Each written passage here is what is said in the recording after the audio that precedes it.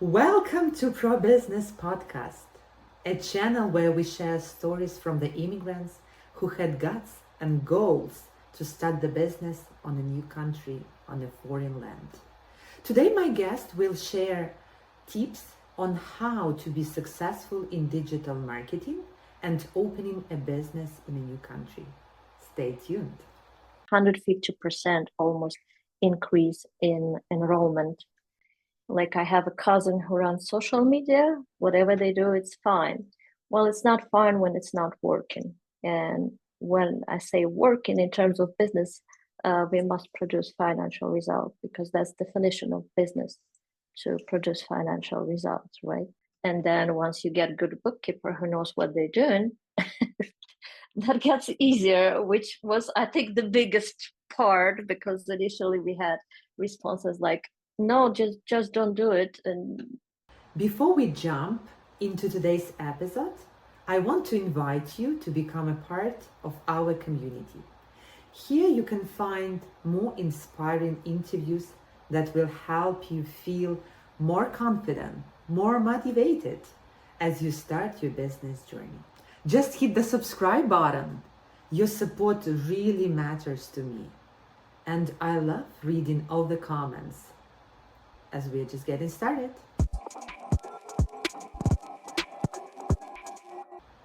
My name is Kate, and today my guest is Lucy. She's the owner of WKJ Strategy and Pina Impact. Hello.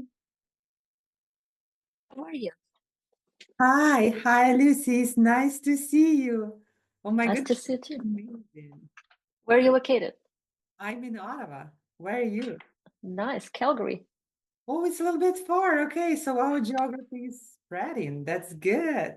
That's nice. So far. Sorry, say it again. Where are your guests from so far?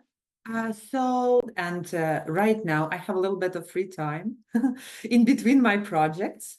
So I decided why not? Because I felt like it's um, it's quite nice when you know a person then you can go to, even talk to, share your ideas. Sometimes we don't have ideas at all, but being in environment when Yeah.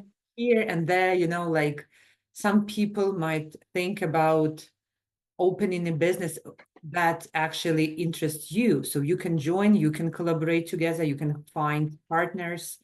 And geography is quite broad. I have a couple um, people that are from US, some of them in Europe, Nice. definitely Canada. Yeah, because I've been living here for 6 years, and we have Ukrainian/Russian speaking community in here. So there are so many candidates, I would say, would like to participate in this kind of podcast to Mhm. show that immigrants are strong, immigrants can be motivated, immigrants can do everything they feel like doing, regardless how hard it might be, because definitely we face many challenges, especially if you are brand new. For example, if you just relocated, you might feel like being lost, like you lack sometimes encouragement and Mhm.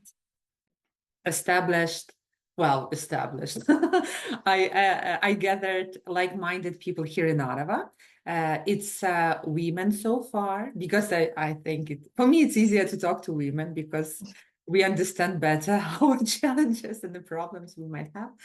So, and the very first meeting when we had, it was mostly, do you know how to start that? Do you know what kind of documents, what kind of license? Do you know this and that? Or do you know any person that might be good in digital marketing? Do you know this?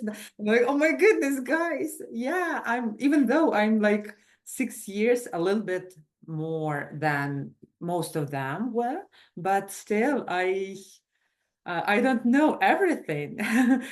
I Google as well, like, Yeah, and recently I started working as a business mentor in our hub, like local hub. It's funded by RCC, so people who are newcomers and immigrants, and if they want to start something of their own, and they don't know the information. So I'm a point of contact. They come to me and I'll provide information, that information that I have, and we can try to find something together. Just, yeah, I like to share my experience. And I believe if you want to go quick, you go alone. If you want to go far, it's easier to find and be with people who think the same way as you do. So that is why, yeah. And so far, it's just a brand new project again for me.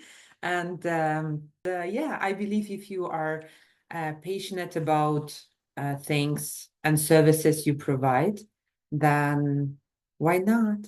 Why not to share, right? Yeah, when we came here, first thing, I started studying here in Ottawa, and then pandemic hit. So we were isolated and didn't have a chance, even to go to Ukraine for some time. Then war, like a big war, full scale, came to our home, and that was just nightmare, full nightmare. But I think we had that gene embedded in our system that makes us very much resilient to many events. And maybe it applies to many post-Soviet Union countries, but for sure it applies to Ukrainian. Absolutely. We are strong and Have to be. we don't give up easily, which is good. And again, working in HR, I tried to help as much as I could to hire candidates from Ukraine in the first place. Well, yes. And I think that the background we were given, the education we were given, it's way stronger than a local one. That's what I saw. And yeah, I'm proud to be representative. Whenever I go, whatever event I attend, people I talk to, I'm proud that I am from Ukraine. And I hope that everybody has that kind of little bit mission. And for me, it's natural to spread the word. And yeah, maybe that was again the part of why I decided to start this channel. So whenever you feel like in between, we'll drink water or whatever, or you can drink water in the middle, but like whatever you feel comfortable. It just I want to show that business people, they're still people, they still have problems. They're still like regular ones. We are not Elon Musks. We are not those billionaires. We just share simple story, like real life stories, how we overcame this and that, how we became who we are right now. So it's like regular conversation. And yeah, just don't be stressed. I'm a little bit sometimes when I get excited, so I might be talking too much. Well, I get the same. Okay, so if you're ready, we can get started. Okay. Sure.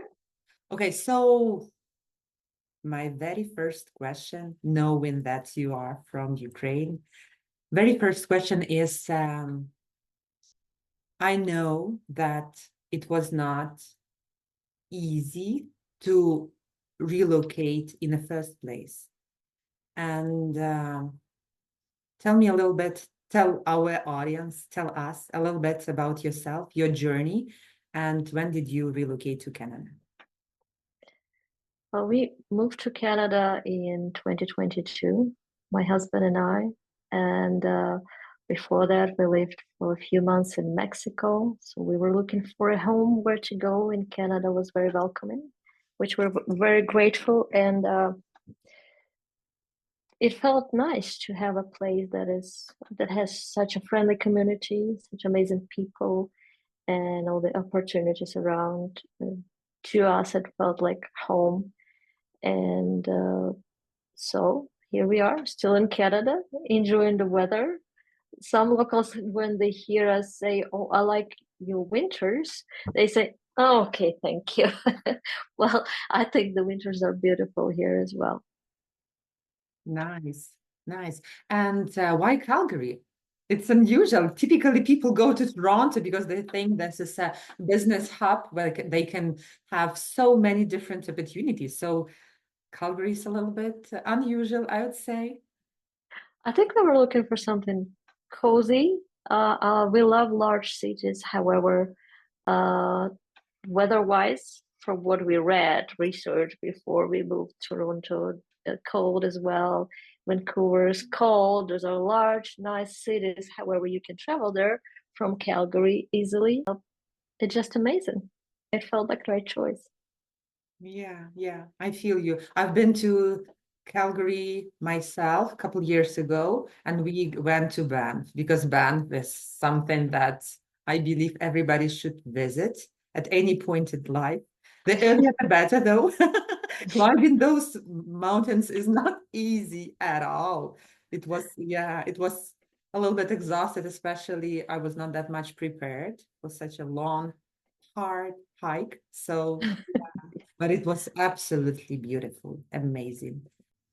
I know that you started a company here, and it's a global company. So why did you decide to start WKJ strategy, and what challenges did you face as a newcomer in particular? I started WKG strategy back in 2015, actually. Felt like something like pre-achievement, and working with local businesses was just great experience. And to me personally, seeing how my experience working with different businesses from various countries and how my team from all around the world can contribute in helping local businesses, it's just amazing, because sharing that knowledge is not always easy when you hear locally trying to run some small mom and pop shops, what is called, and you try to get ahead, get some skills, get some knowledge, get some advice, but it's not that easy when you don't have somebody who already inside that knowledge hub give you a tip or an advice, because just reading tons of articles and books or just attending tons of webinars doesn't always help. You must have someone who know how to help your particular business in this particular situation at this moment of time. Mhm. And so you mentioned prior that it's a global company. So who are your biggest clients? Are they located mostly in US, Canada, maybe Europe, Ukraine? I don't know. We have many clients from Middle East. We have clients from Emirates. We have clients from Saudi Arabia, Oman, Kuwait. We have clients from Germany, Poland, and Czech Republic, and from UK. We have clients from Canada, definitely. We have many clients from US. We have a couple clients from Latin America. So we are very global, and this is, I think, what benefits also the quality of the service we deliver, because we can use the expertise. We also have global network of partners and freelancers who work with us, so we can collect and combine that expertise into the great results. Okay, that sounds amazing. And in terms of legislation, was it easier for you to start another to add, I would say, another location when you already had knowledge and experience when you started back in Ukraine, the company? Well, there are a lot of similarities with US system. Like every state has own legislation and own formation rules and reporting and everything, taxation, sales tax. So I think the most challenging part was figuring out the cross-province work and how to register and taxation, especially. So when you find the right bookkeeper, it makes things easier in terms of reporting, in terms of sales tax and everything. Those are the questions that probably every newcomer who's willing to start a business here is facing. Try to figure out how much does it cost, where to go, where to file, what not to file, and like hours of calls with all the offices in different provinces. That was interesting, but we went through it, and I'm glad we did because it's beneficial to have local representation. Yeah, I understand. Yeah, this is a common question that I've heard myself from people who started, because legislation and the system is the first thing you have to figure out how to work with.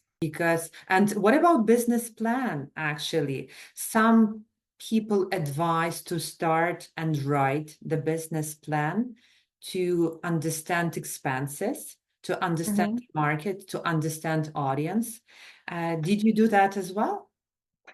Of course, we've done it for ourselves. It's one of the services we deliver for our clients, for startups, business plans, and go-to-market strategy and financials.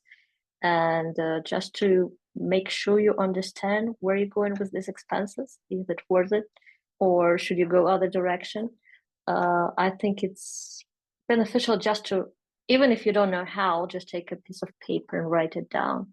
See how much it costs. Can you do it right now, or should you spread those expenses over the few months, or how to plan it better? Because I know, unfortunately, many business owners who make that mistake without having financial plan going and paying for this formation, and then their membership here, membership there, and then 6 months later, few tens of thousands actually dollars less. They're like, so what's now? Well, now we have to have a business plan. Yeah, this is how it works. And can you please describe in few words what the biggest projects did you deliver, or the recent one? Which one comes to your mind first? Well, I think in terms of results, those will be my biggest projects. In terms of results, I think one of the biggest was educational project that we helped to grow marketing and PR efforts and in their classes within 12 months. It was complex marketing and PR. It wasn't just, let's go pay for Facebook ads. It doesn't work that way with our service, at least. The other project we're really proud of was growing a client base to over 50 countries for one of our clients. We had projects from Middle East where we helped business that had quite old-fashioned operations, and we helped transform into digital space. They didn't have e-commerce at that point. They had a little bit outdated branding, in the opinion of our designers, so we assisted in that. There was wonderful personal care brand that still continue to grow and has local presence in the Middle East. Those are just some results. We had hundreds of projects, and each and every one we are proud of. Some we assisted with fundraising documentation, and they got funding. They started. They still working on making it big, but we are here to help whenever we can and with whatever we can. And we just inspired with any tiny project we take on, whatever it's tiny or big.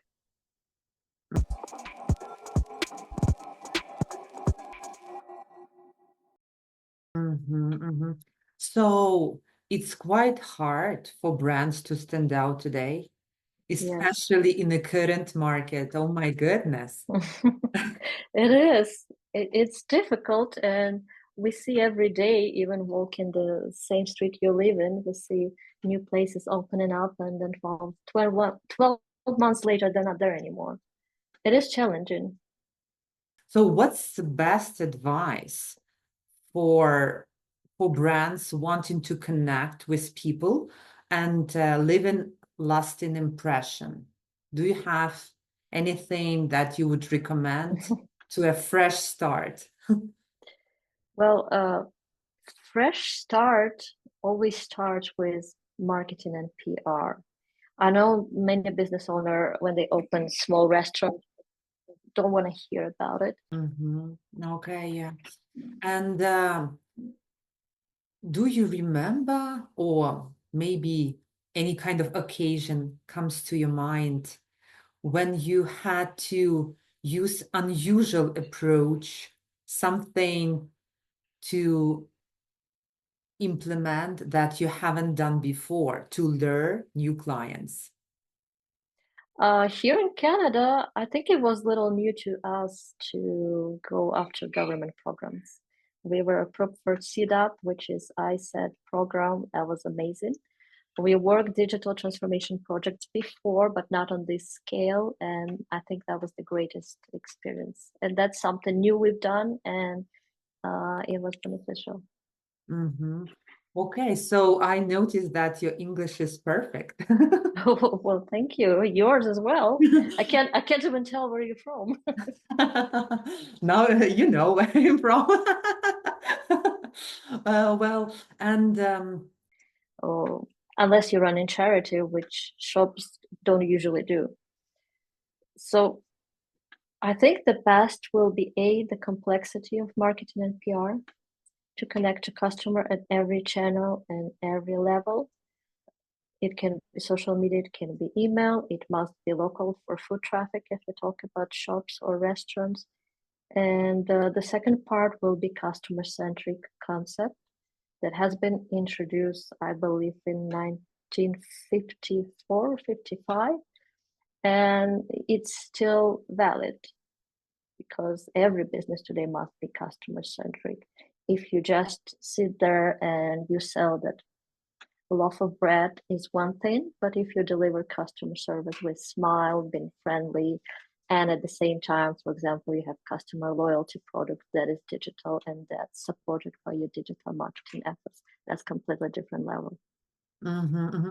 And I know, like, when you just start a business, it's one story. When you come to a new land and try to develop your business, try to find new customers, it's mostly like starting from scratch a little bit. It is. So what kind of challenges did you have, and what steps did you take to overcome these challenges and earn trust of clients, let's say in Canada or US? Well, it is challenging, but our benefit was that we had clients from all around the world already. We practically had clients on every continent in the world.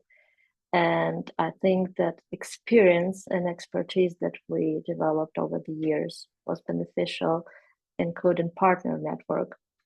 However, when you start working locally and aiming to help local small businesses, it's a completely different story.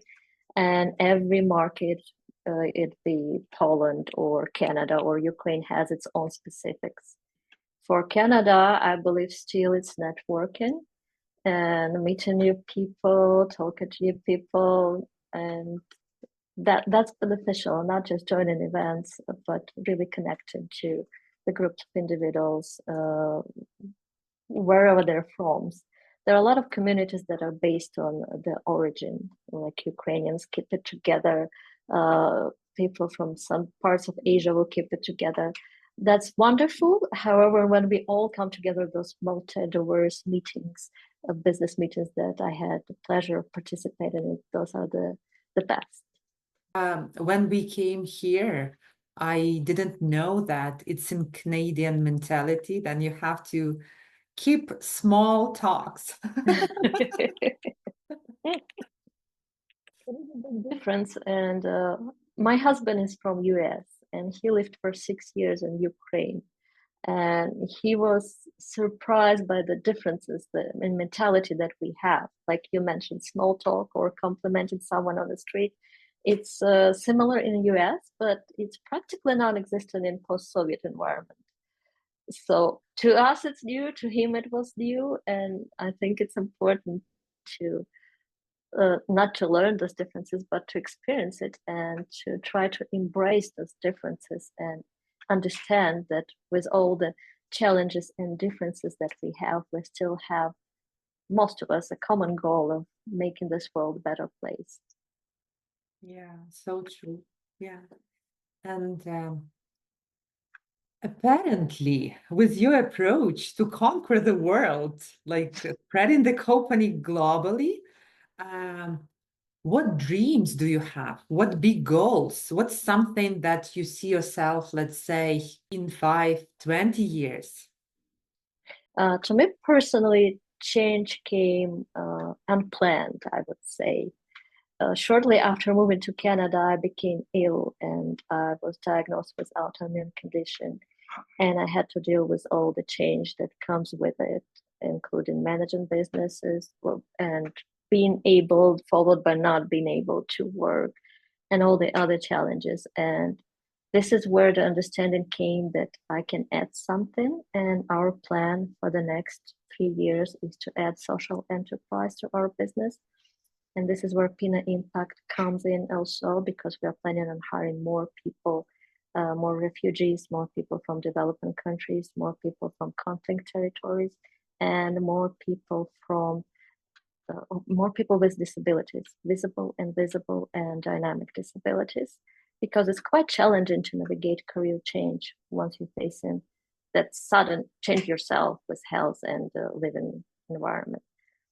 So to me, change became like, here you go, you must learn the hard way. Now let's go make something happen. So this is our next step. The name of the project is WKG Foundation. That will have charity component and business component to it. And we will be assisting people with career transition, whichever that is, a remote job or new part-time job search, or transitioning into freelance space. Whatever that is, we will be here to help. And yeah, it's quite a journey. Thank you for sharing. And I have a question though. If you had a chance to give an advice to you when you just started this business, what would have you done in a different way, knowing what you know right now? I think every entrepreneur reaches the time where the best advice to yourself when you were starting will be only one: push harder. I think that's encompass everything, because there are many things you need to do. There are many things you need to try. Whichever that is, trial, error, or a win, you must try. That's it. What about your competitors, let's say? Well, we love our competitors. If not for competition, how else we gonna excel and produce even better results? So healthy competition is always a good thing, because it allows the innovation, and it makes sure that we are not stagnant in this business environment. Okay. And we are approaching to the end of the chat. And do you have anything to say just to immigrants who, because of different circumstances, were not able to start something in Ukraine, but they want to start something in here, like abroad? What kind of things would you like to tell them to motivate them, or maybe not? Just, yeah, sometimes, because I believe entrepreneurship is not for everyone. It's a little bit different path, and you have to have a different mentality. Otherwise, you'll be screwed. This is my perspective. So if a person has some kind of idea and they want to pursue this idea, what would you tell them? Well, I think if you want to start that idea and convert it into business, you must at least try. I mean, you owe it to yourself to try. That's my opinion. And there are many ways to do so. You can do it yourself. You can partner with someone if you don't feel your knowledge, your background, or your skill set or your personality are not strong enough to do it on your own. Partner with someone, do it together. There's always someone out there who's looking for partnership, who's looking for the business to start, the business to support, and make a plan. Make sure you have it all written down and make sure you know the direction you're going. Make sure you have research done. Is the market on your side and how to approach the market niche that you are going into, and what are the ways to stand out of competition? What are the ways to approach your customer the best way? So basically, have a plan, have a strategy, do research. That will improve your chances for success. But you owe yourself to try. Yeah, I second that thought. Okay, it's been like a real pleasure talking to you. Likewise. I wish your companies to succeed. I wish you to even set bigger goals. I wish you to surround the people that can be potentially your partners, maybe, or people that would help you to help your business grow, to find the team that you really feel like working with together, and all the best in your journey. Thank you very much. Thank you very much for having me. Thank you for inviting for this wonderful podcast. And we're looking forward to share it with our followers as well and spread the word and maybe help a couple more thousand of newcomers to succeed here in Canada. Thank you. If you like to hear more or share your story, find the information in the description below this video. Don't forget to subscribe and like the video. And see you soon. Bye-bye. Хто це тут? А це вона прокинулася, вона в мене тут на колінах спала. Це нас пішов. Клас. Мене так відразу, це коли я трохи нервую, то я починаю швидко говорити українською мовою. Хоча я українською не спілкувалася, тому що і робота, на якій я працювала, це лише англомовне середовище. І коли мої знайомі почали зі мною говорити українською, я перекладала в голові. А зараз я просто от себе заставляю іноді спілкуватися українською мовою, тому що я просто забуваю слова, я не можу згадати те чи інше слово. English, okay.